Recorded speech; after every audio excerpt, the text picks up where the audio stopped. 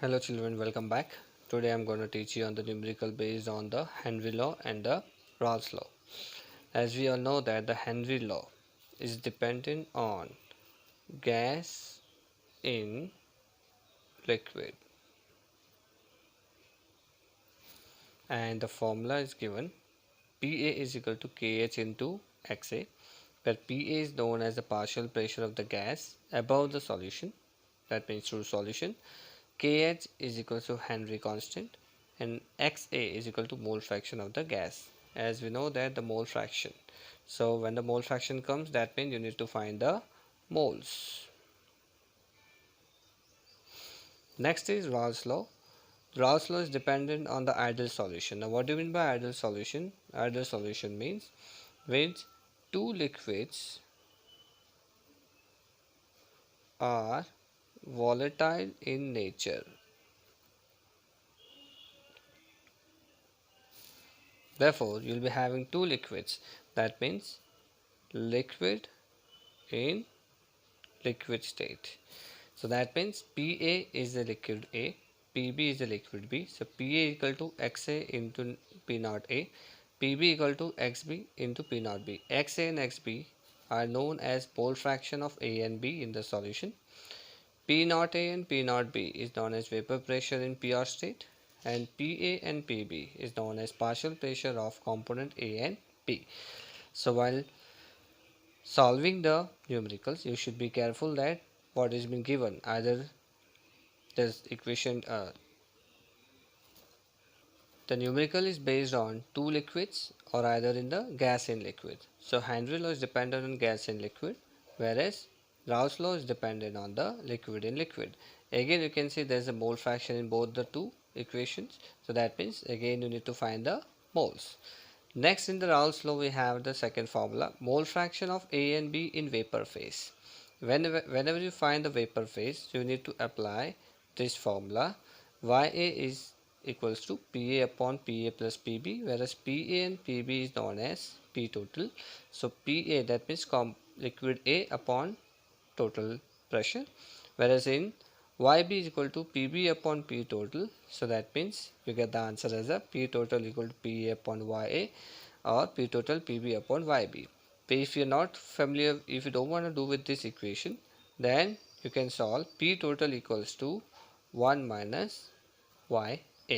So children, I hope that you know about these two equations. Now how to solve the problem? Let's go towards it. You can see there is a question given, if N2 gas is bubbled through the water at 293 Kelvin, how many millimoles of N2 gas would dissolve in 1 liter of H2O, assuming that N2 exert a partial pressure of 0.987 bar, given that Henry law constant for N2 at 293 Kelvin is 76.48 kilobar. Now, as is mentioned in the question itself, the gas and the water. Yes. What is the gas over here? It's N2. And what is the liquid over here? It's water. So, which law will it follow? Henry law. Correct. So, Henry law is equals to Pa equals to Kh into Xa. Am I right? So what is given in the equation, that N2 gas will dissolve in 1 liter of a liquid. So exert the partial pressure, yes. So partial pressure of N2 is given to us. It's how much? 0.987 bar. And in the question itself, you can see Henry law is given to us. So here Kh is equals to 76.48 kilobar. So what is not given over here? It's in X and 2 is not given. So therefore, applying the formula here, X and 2 is equals to Pa upon Kh. So what is the Pa? That means you can say N2. Here is 0.987 upon 76.48. So what is the final answer? We get 1.29 multiplied by 10 to the power of minus 5. This is the mole fraction of N2. Now, getting back to the question again, that millimoles of N2 would dissolve in 1 liter of H2O. So, if N moles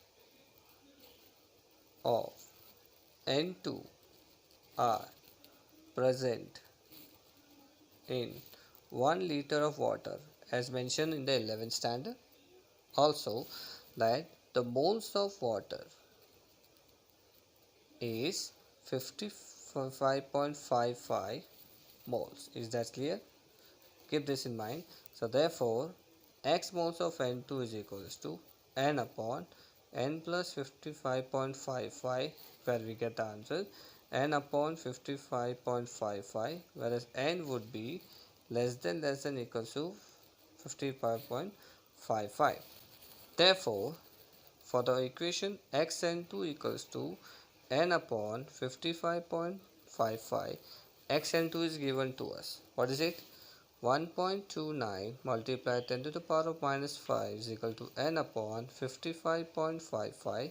Cross multiply, you get 1.29 multiplied 10 to the power of minus 5 equals to n multiply 55.55. So the answer we get is equals to 71.595 multiplied 10 to the power of minus 5 moles. But here the answer is not complete. In the question is given millimoles. What are the millimoles? Therefore n is equals to 0.716 millimoles.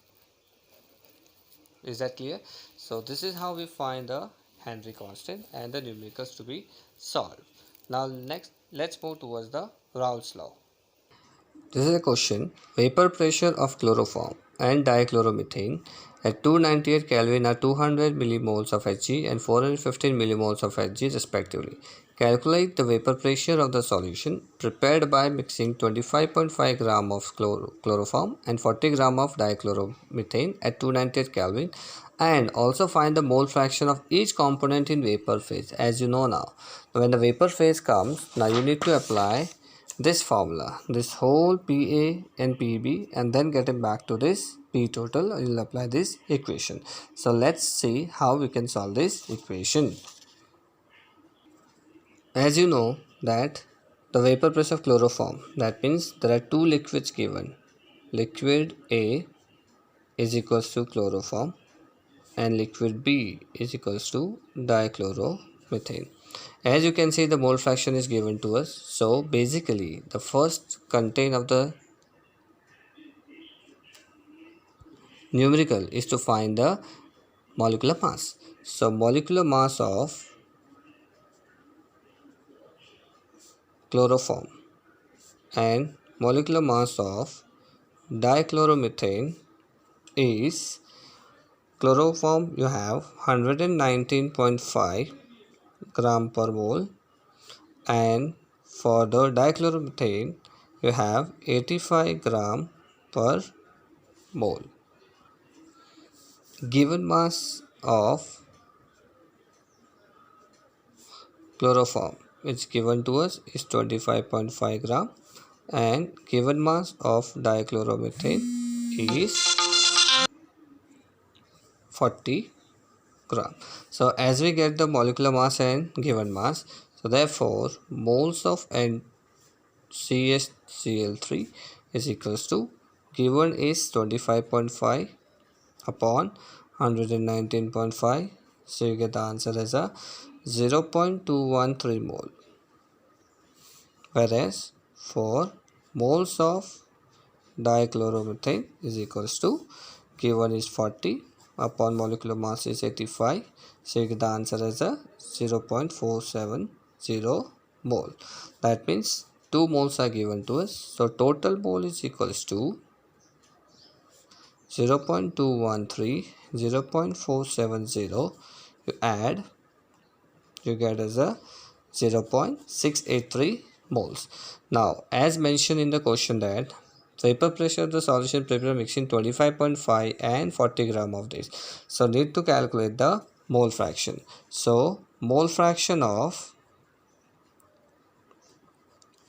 CHCl3 is equals to moles upon total moles, so you get the answer as a 0.68, 0.312, This for mole fraction of CH2Cl2 equals to minus with 1 0.312. You get the answer as a 0.688. Is that clear? So this is how you find the mole fraction of CH2Cl2 and chloroform. But still there is a pending. You can see that the vapor pressure is given for the chloroform is 200 and dichloromethane is 415. So here the mole fraction of chloroform we get 0.312, whereas the partial pressure is 200. Mole fraction of dichloromethane is 0.688 and partial pressure is 412. So as according to the formula, so P total is equals to partial of chloroform plus partial of dichloromethane.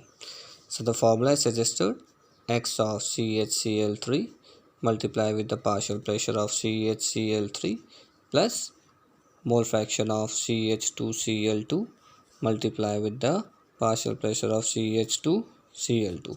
Now replacing the value, you get 0.312 multiply with the 200 plus 0.688 multiply with the 415. You get the answer as a 62.4 plus 285.5. So answer we get 347.9 millimoles.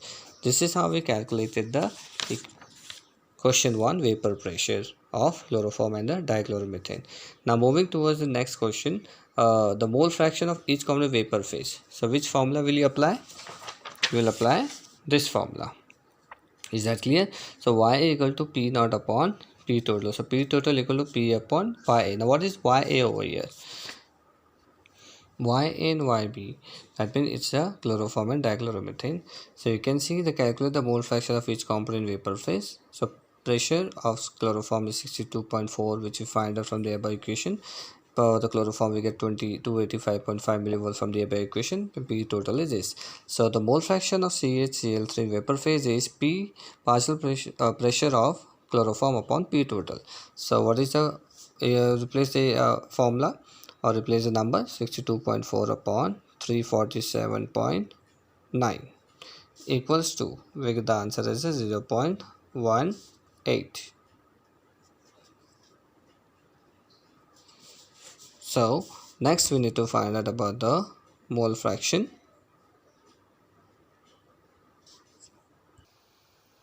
of CH2Cl2 in vapor phase was CH2Cl2. 1 minus 0.18, you get the answer is 0.82.